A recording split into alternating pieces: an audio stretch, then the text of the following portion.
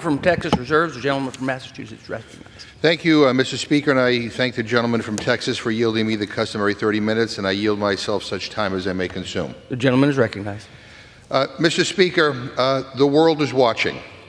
It is time for Congress to act, and act we must.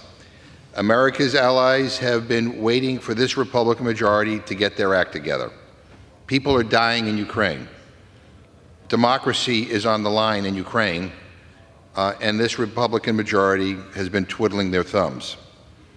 I'm glad my friends have finally come to realize the gravity of the situation and the urgency of getting this aid to our allies. And what have Republicans done? Nothing. No action to help our allies. It's all delay, distract, deny, and blame Joe Biden. Ukrainians are fighting for democracy, theirs and ours. And they have been set back as a result of Republican extremism. They have suffered because of Republican inaction. I'll remind my friends, Ukrainians didn't choose this war. It chose them. 2 years ago, when Putin illegally crossed the border and invaded, he was banking on the United States and our allies to grow weary. He was hoping we would give up. He was hoping we would do nothing. He was betting we would abandon our friends, and our internal divisions would leave us in disarray, at odds with one another.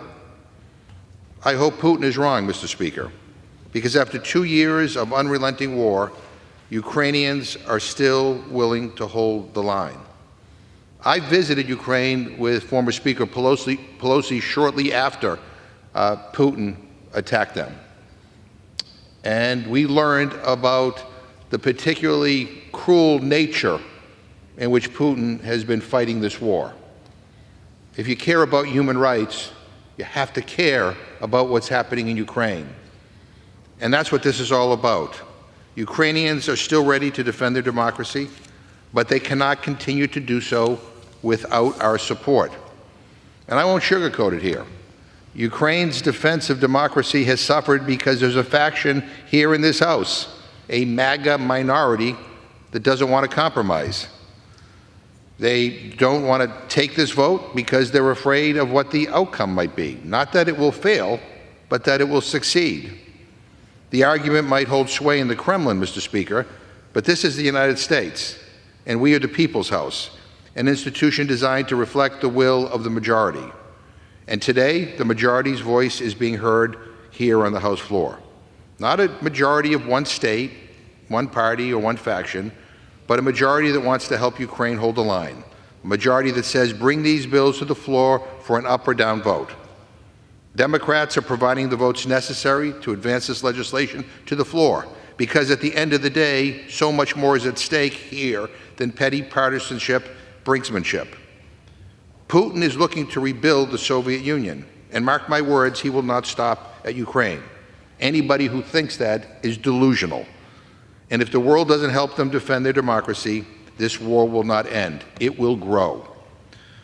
Look, Mr. Speaker, I don't agree with everything in this package.